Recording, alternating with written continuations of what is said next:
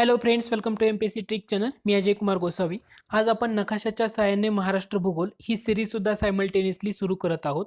याच्यामध्ये आपण काय करणार आहे तर महाराष्ट्र भूगोलाच्या संदर्भामध्ये म्हणजे फॉर एक्झाम्पल महाराष्ट्र जिल्हे कोणते आहेत, जिल्ह्यामध्ये तालुके, तालुक्यानुसार नदी कोणती असेल, वन अभयारण्य असेल किंवा लोकसंख्या घनता, लोकसंख्येची दशवार्षिक वाढ आणि बरंचसं असं म्हणजे जे जे महत्त्वाचे मुद्दे आहेत खनिजापासून, तर याचा ॲनालिसिस करून नकाशाच्या सहाय्याने ते भूगोल आपण अभ्यासणार आहोत.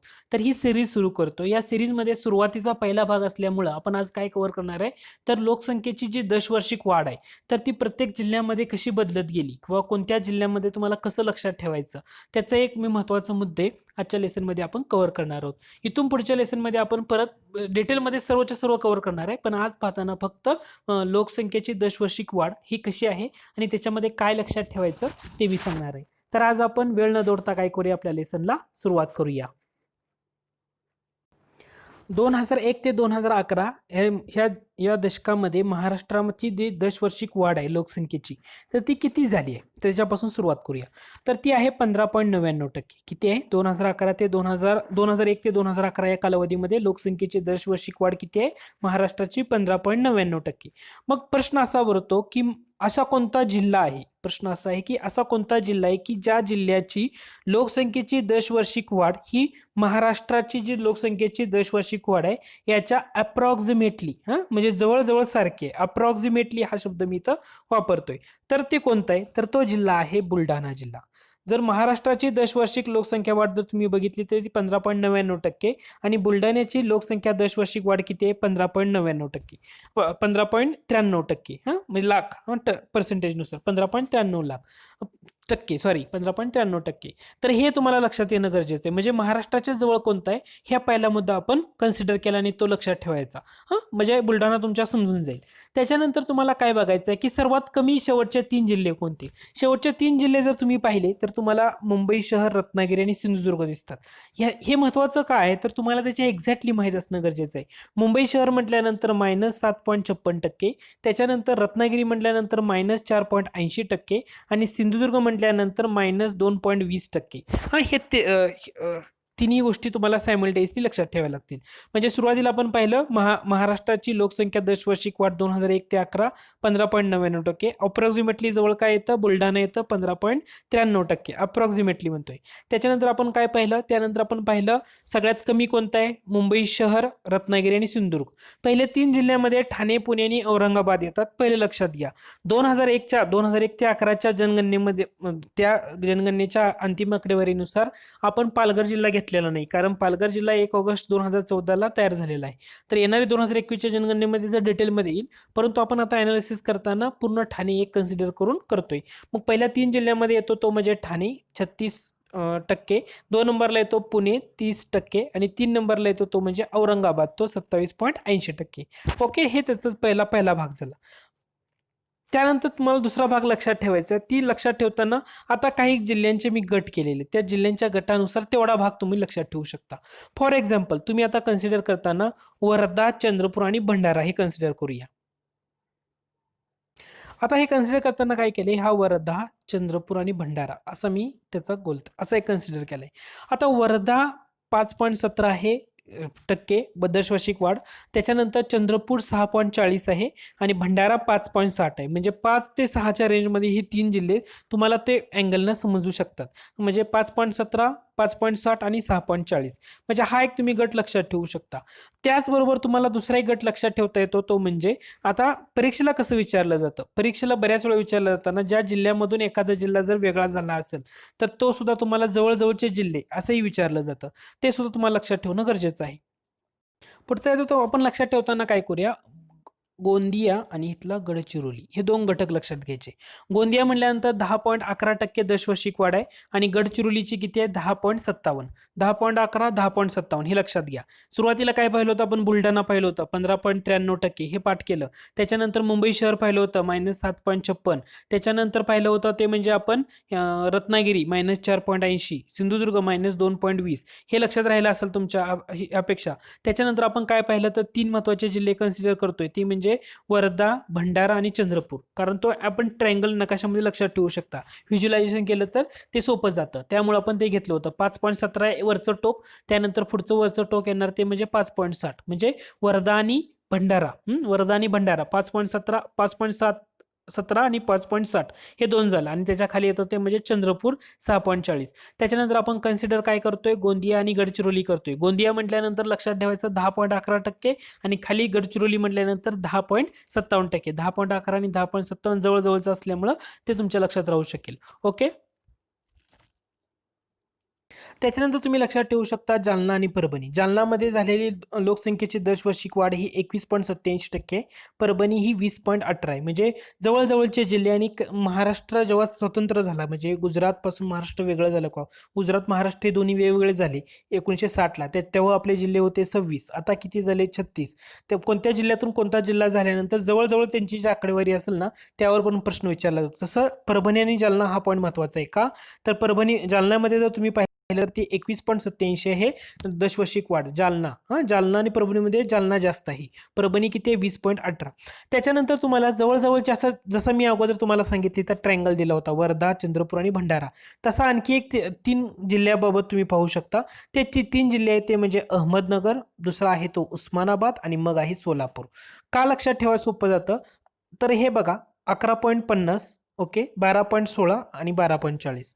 11.50, 12.16 आणि 12.40 हे 3 जवळचे तुम्हाला ते एका 11 ते 12च्या रेंजमध्ये पाहायला मिळतील. तर ते तुम्ही तसंही लक्षात ठेवायला गेलं तर सोपं जाईल तुम्हाला. 11.50, 12.16 आणि 12.40. ओके. तर हा एक पॉईंट झाला. त्यानंतर आपण जे ऑलरेडी पाहिलं होतं, जे जालना आणि परभणी, तर 19, 20, 21 असे तुम्ही ते अँगल करू शकता. म्हणजे कसं 19.60 बीड, परभणी किती येतोय 20.18, आणि जालना किती येतोय 21.87. म्हणजे 19.60, 20.18 आणि 21.87 ते तुम्ही थोडंसं लक्षात ठेवू शकता. त्याचप्रमाणे तुम्ही जर अनालिसिस केलं तर दशवार्षिक वाढमध्ये जर बघितलं, अमरावती, अकोला आणि यवतमाळ हे लक्षात ठेवू शकता. म्हणजे अमरावती 10.78, अकोला 11.30, यवतमाळ 12.77. म्हणजे 10, 11 आणि 12 ही सिरीज येते. 10, 11 आणि 12 जसं म्हटलं, आता 10च्या सिरीजमध्ये म्हटलं तर तुम्ही कोणते कोणते जिल्हे येतात, म्हणजे 10 पॉईंट समथिंग अशा असणारी दशवार्षिक वाढ असे कोणते कोणते जिल्हे तुम्हाला पाहायला मिळतात. त्याच्यामध्ये तुम्हाला जर अनालिसिस तुम्ही नीट केलं तर तुम्हाला कळेल. गोंदिया 10.11 समजून जाईल.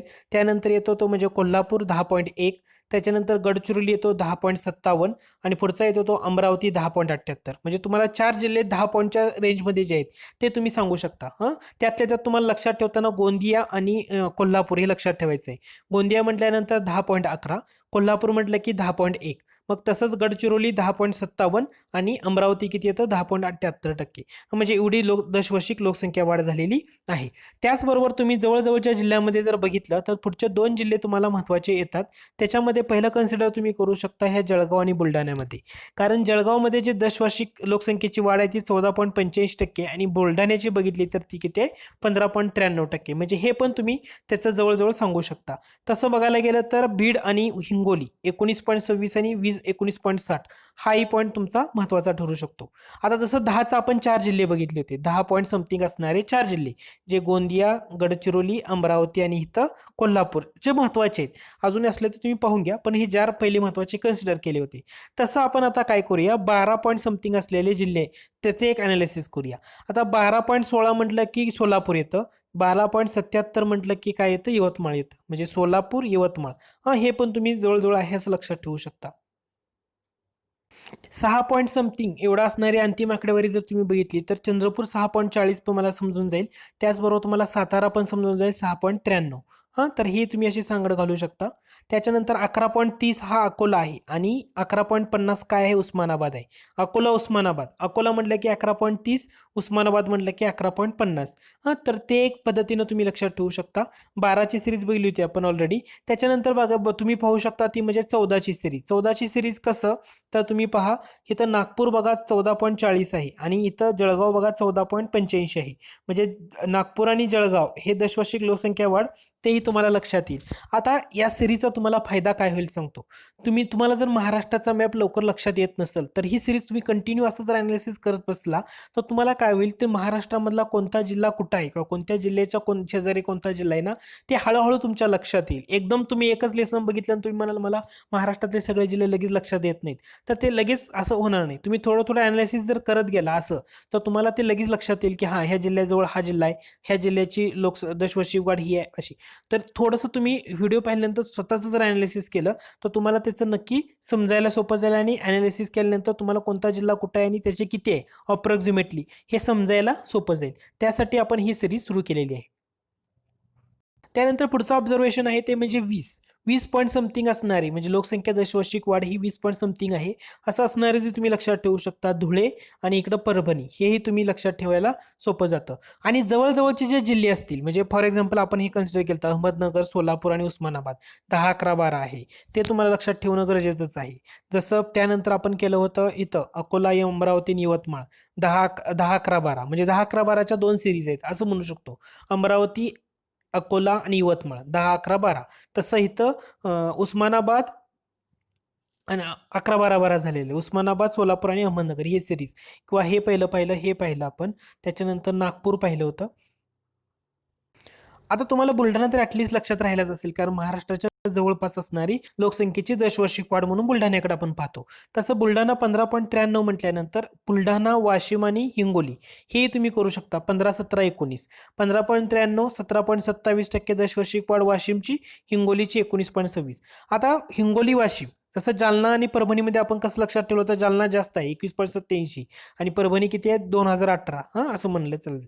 त्यानंतर तसं हिंगोली आणि वाशिममध्ये जर बघितलं तर हिंगोली जास्त आहे, वाशिम कमी आहे. म्हणजे वाशिमचे आहे 17.27% दशवार्षिक वाढ आणि हिंगोलीची आहे ती म्हणजे 19.26% दशवार्षिक वाढ. आणि तिन्ही लक्षात ठेवायचे झालं तर बुलढाणाही ऍड करा 15.93%, म्हणजे 15, 17, 19 असे दोन डिफरन्स असलेले सिरीज पण तुमची इथं तयार होऊ शकेल. आणि नागपूर आणि जळगावला मात्र ना ती 14.30 लक्षात ठेवा, सोपं जातं. 14.40 आणि 14.85. नागपूर म्हटलं की 14.40% दशवार्षिक वाढ. नागपूरपेक्षाही जळगावमध्ये झालेली दशवार्षिक वाढ ही जास्त आहे. तसं अमरावती, अकोला आणि यवतमाळ आपण ऑलरेडी पाहिलं होतं. त्यानंतर वेगळ्या गटामध्ये मोडणारे जिल्हे, म्हणजे कसं की ते तुम्हाला पर्टिक्युलर लक्षातच ठेवावं लागेल. फॉर एक्झाम्पल नाशिक, तुम्हाला त्याची सांगड जवळपास कुठं घालता येत नाही लगेच, कारण नाशिक म्हणल्यानंतर 23 एवढं तुम्हाला लक्षात ठेवावं लागेल. त्याचप्रमाणे खाली जर तुम्ही बघितलं इकडं सांगली जिल्हा, सांगली म्हणलं की 9.24 लक्षातच ठेवावं लागेल. कारण सांगली आणि कोल्हापूर म्हटलं तर ते करू शकता तुम्ही, म्हणजे सांगली 9.24, कोल्हापूर 10.1, म्हणजे सांगली आणि कोल्हापूरचा विचार केला असता कोल्हापूरमध्ये झालेली लोकसंख्येची दशवार्षिक वाढ ही जास्त आहे, हे तुम्ही करू शकता इथं. त्याचप्रमाणे नांदेड आणि लातूर 16 आणि 17. नांदेड म्हटल्यानंतर 16.86%, 16.86% दशवार्षिक वाढ आहे लोकसंख्येची आणि लातूरमध्ये बघितलं तर ती 17.97%.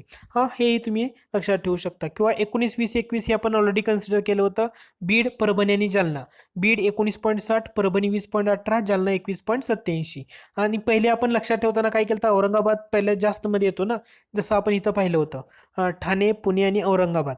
तर ठाणे 36, पुणे 31.37, औरंगाबाद 27.8. कमीवाले तर डेफिनेटली पाठच करायचे, ते तर नो एक्सक्यूज. या सिरीजचा फायदा तुम्हाला एक तर तुम्हाला प्रत्येक नकाशा वाचन नीट होईल. दुसरं तुम्हाला फायदा होईल कमी वेळामध्ये काय करावं लागेल काय नाही. कारण परीक्षेला आजकाल प्रश्न विचारताना असे पण प्रश्न विचारलेत की तुम्हाला 5-6 जिल्हे 5 जिल्हे देतात आणि त्याची लोकसंख्येची दशवार्षिक वाढ आहे, याच्या चढत्या क्रमानं मांडा किंवा उतरत्या क्रमानं मांडा. आणि देताना काय केलं जातं की जवळजवळची आकडेवारी जरा कन्सिडर केली जाते. फॉर एक्झाम्पल जालना, परभणी हे तुम्हाला कन्सिडर केले जाईल, किंवा गोंदिया, गडचिरोली हे लक्षात ठेवावं लागेल, किंवा वर्धा, भंडारा आणि चंद्रपूर दिलं जाईल. तर याची सुद्धा सिरीज, आता याच्यामध्ये एक मार्क जर तुम्हाला दुसऱ्यांपेक्षा जास्त मिळालं तर तुम्हाला त्याचा नक्की फायदा होतो. अशा प्रकारे हा टॉपिक आहे. तर आज आपण लोकसंख्येची दशवार्षिक वाढ पाहिली. त्या दशवार्षिक वाढ पाहिल्यामध्ये पहिलं लक्षात ठेवायचं आहे 15.99%. त्यानंतर तुम्हाला बुलढाणा जिल्हा लक्षात ठेवायचा आहे अप्रॉक्सिमेटली जवळ. त्याच्यानंतर पुढची सिरीजमध्ये गोंदिया आणि गडचिरोली पाहिलं होतं. त्यानंतर वर्धा, भंडारा आणि चंद्रपूर ही पाहिलं होतं. त्याच्यानंतर गोंदिया 10.11, तसं तुम्हाला इथं कोल्हापूर 10.1 हे पाहिलं होतं. त्याच्यानंतर आपण काही कन्सिडर केलं होतं 16, 17 लक्षात ठेवू शकता. 19, 20, 21 हे लक्षात ठेवावं लागेल तुम्हाला. त्याच्यानंतर पुढं अजून लक्षात ठेवू शकता 10. 10, 12, 14 हे तुम्ही करू शकता. 14.40 आणि 14.85 हे लक्षात ठेवायचंच आहे म्हटलं होतं मी फोकस करून नागपूर आणि जळगावबाबत. ते तुम्ही लक्षात ठेवू शकता. त्याच्यानंतर 10, 11 आणि 11, 12 हां 10, 11, 11, 12, 11, 12 मध्ये 11.50, 12.16 आणि 12.40 ते तुम्हाला महत्त्वाचं आहे. तर अशा पद्धतीने आपण लोकसंख्येचे दशवार्षिक वाढमधले जे महत्त्वाचे काही मुद्दे होते किंवा ज्या महत्त्वाचे पॉईंट होते ते आपण इथं कन्सिडर केलेले आहेत. त्यातल्या त्यात तुम्ही वर नंदुरबारचंही लक्षात घ्या. इथं नंदुरबार आपला राहिला तो म्हणजे 25.66%. तर अशा पद्धतीने तुम्ही अनालिसिस करू शकता.